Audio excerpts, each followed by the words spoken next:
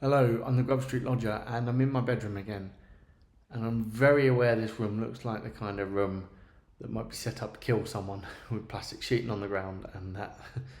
But this is my bedroom and what's being prepared is not murder, but painting, which, to be honest, is messier. Especially when I do it. All the other rooms are painted. Carpets everywhere. This has this plastic stuff on the floor to save this carpet. And I've taken you through a couple of the rooms. Oh, look at my hair. There. Well, that helped not at all. A couple of rooms while I look at some books I read in May. I had to do the months then. So the first book I read in May was by Bashevis Singer, The Magician of Lublin. This feels like a very long time ago now. I suppose it kind of was because I've left it a few days because I wanted to show you my carpets. But so Bashevis Singer, he wrote in Yiddish originally, and this is translated from Yiddish. It's set in Poland at the end of the Victorian era, the beginning of the 20th century. And it's about a magician who is a big deal in Poland, and he tours those circuits, but he wants more. He's of Jewish origin, and he lives in a kosher household with his practicing Jewish wife. But when he gets out of town, he deals with Gentiles. He has a girlfriend in every town. And in fact, one of those girlfriends is a Christian who says she's got links in Spain and he could go out and start earning the big money out west in the Western countries. And he has to decide.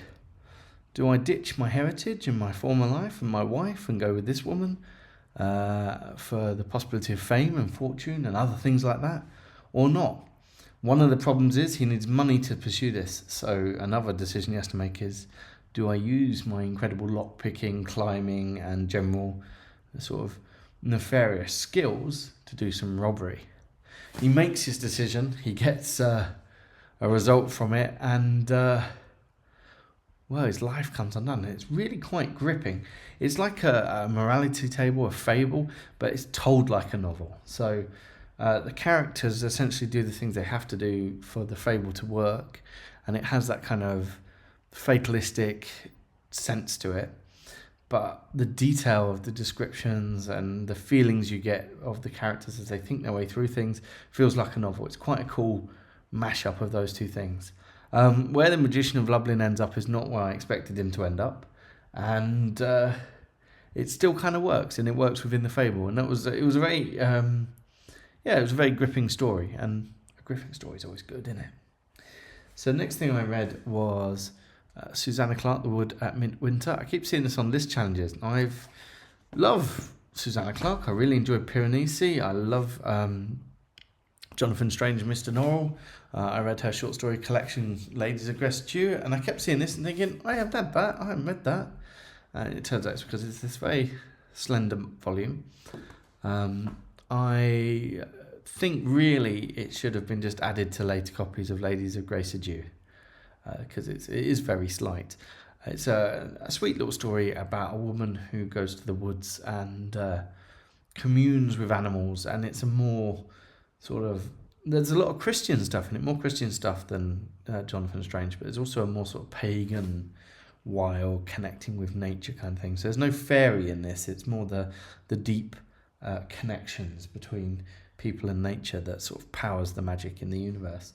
And as such, it is a good story, but it's very, very small and very slight, but beautifully illustrated. And I've got a cool copy, I've got a little signed copy as well. So I very much enjoyed that. On to the next room. Living room, innit? I've got chairs, I've got a sofa. We had to remove the front door to get the sofa in. We did that this morning. And here we are, the living room. And two more books. My nice blue. I need to touch up a few bits, but hey, I'm getting there. So the first was Iona McGregor, Death Wore a Diadem. Now, I read a book by Iona McGregor before. It was called Edinburgh Reel, and she was recommended to me by my old pal Leon Garfield. And she was somebody who wrote children's historical fiction, and then she wanted to do more with her lesbian activism. and being a children's writer and indeed teacher didn't really fit in those days. So she quit the job, and she started. First she wrote this, in which the two main characters are lesbians, and it's a more sort of dark gothic tale, sort of. And then when this, I presume, didn't do so well, she started writing study guides, and that's what she did for her living, while she did all her activism and stuff. So there's a little bit. The blurb is quite. It's not very helpful in here. So it introduces that the Empress Eugenie is going to Scotland in 1860. That the superintendent of a girls' school is excited about this for her own personal reasons, but her careful plans are disrupted by theft and murder. And she'll go to any lengths to suppress the whiff of scandal. But she reckons without Christabel, her least favourite pupil, who enlists the help of her lesbian lover and combs the foggy streets of the capital in search for a brutal killer. And that's not really what happens. It's way more about Miss Napier and her covering up the crime, because the crime, there isn't a brutal killer. There's a sort of accidental, slightly pathetic killer. And the two lesbians, one, it's not exactly a steamy lesbian story, because it's, I think as steamy as it gets is, she says one thing led to another, that's about it. And more than that, they don't really go through the foggy streets tracking down the killer. They sort of just wander about a little bit, but there's no detective in it, there's no actual killer in it. The theft is kind of accidental, the murder is kind of accidental, and it's actually all about the social stuff about hiding the scandal, and the head teacher trying to hide the scandal, and the kid trying to be true and honest about this person who's died and be fair. It says here, a maverick historical whodunit which satirises the snobbishness of genteel society. And it's way more that kind of satirising the snobbishness of genteel society. It's not... I was almost hoping for a sort of proto-Sarah Waters kind of thing. It's not that. It's far more gentle, and it's far more soft, and the murder angle's far less, and it's just, I don't know, it's not quite as strong, I think. I think it's a far more gentle, that kind of thing. And so it was good. I mean, it wasn't bad for what it was, but I was expecting it to be a bit more, My next, The Last Unicorn by Peter S. Beagle. I watched the film a long time ago, when I was about 8, I think. I remember finding it quite upsetting, with the red ball and the unicorns. I read the book and realised I didn't remember that much of the film, because I didn't remember Schmendrick, and I didn't remember Molly Grew, and I didn't remember the witch who keeps the creatures in the circus and takes the circus about. So I did remember, actually, was how odd the unicorn was, and how the unicorn is distracted from real life, and how she's not really part of real life, and so she doesn't properly interact with the other characters, which is a kind of odd thing in the story. Even when she's a woman, she's the Lady Almanth, and she doesn't properly interact with everyone, making the unicorn strange and otherly. The other thing about it is the tone. I've seen reviews, like user reviews, really struggling with the tone, but I think it's essentially American Once and Future King. It's got the same anachronisms and the same sort of loosey-goosey approach to the fantasy world, and the little jabs and the little winks and things, but also the same emotionality that, especially some of those later in the Once and Future King, some of those are very emotional and very moving and peculiar and scary, in fact. So, sorry, I had to... my computer froze up. So, yeah, it's got that tone, and I think that tone is quite hard to pass if you're not expecting it. But I really did enjoy it. It was really good. I might watch the cartoon again soon, actually. So we're going to move out the living room. Just do a brief view of the hallway. There's the hallway. I had to work quite hard on the hallway. This is my back room. You might have noticed I've basically chosen white and blue for everything. Partly that was so I didn't have to choose. Funny because I really do like this blue, though I don't like this. I don't know what this is. This is, but yeah.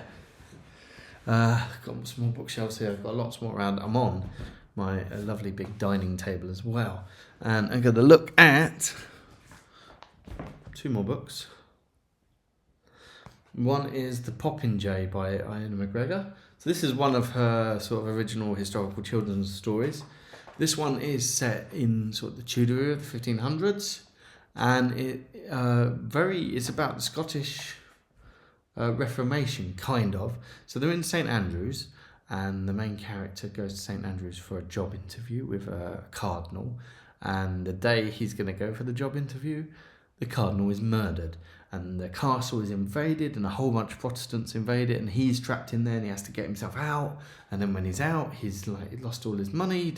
He can't get home to France where he's born, but he's Scottish, but he's been raised in France, and he has to just sort of make do and do what he can. He lives with an old woman and a young woman.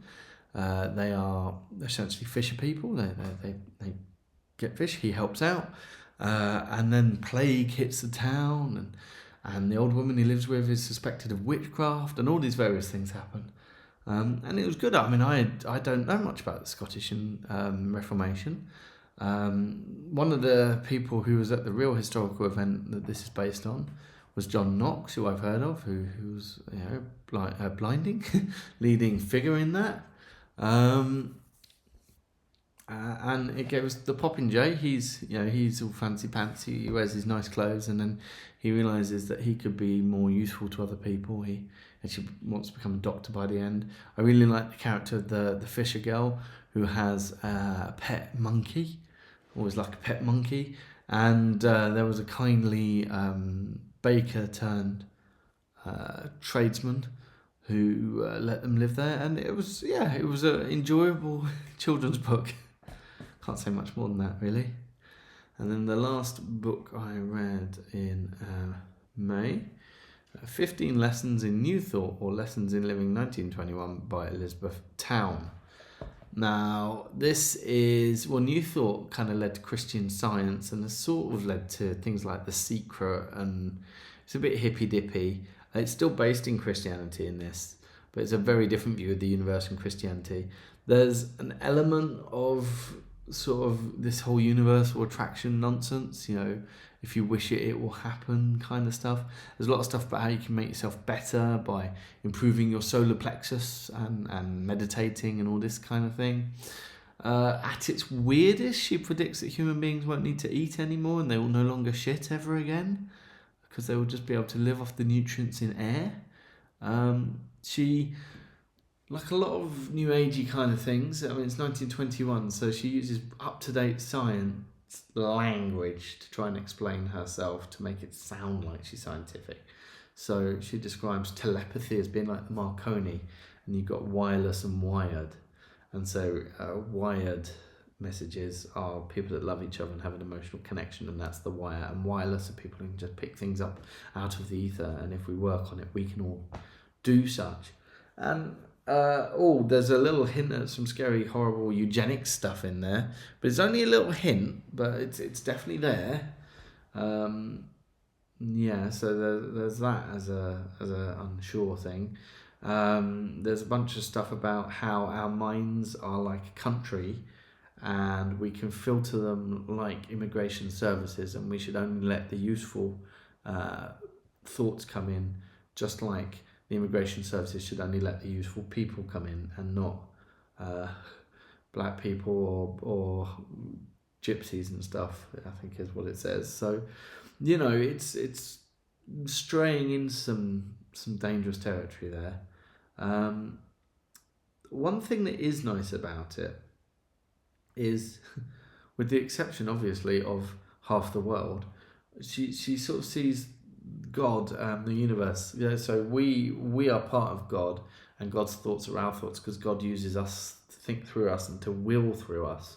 So we're all part of this grand plan of improvement in which we're going to create this beautiful new world, and we've all got our part to play.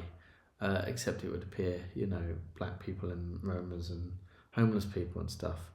So there is a sort of aspiration to it, but she does limit that aspiration to certain people.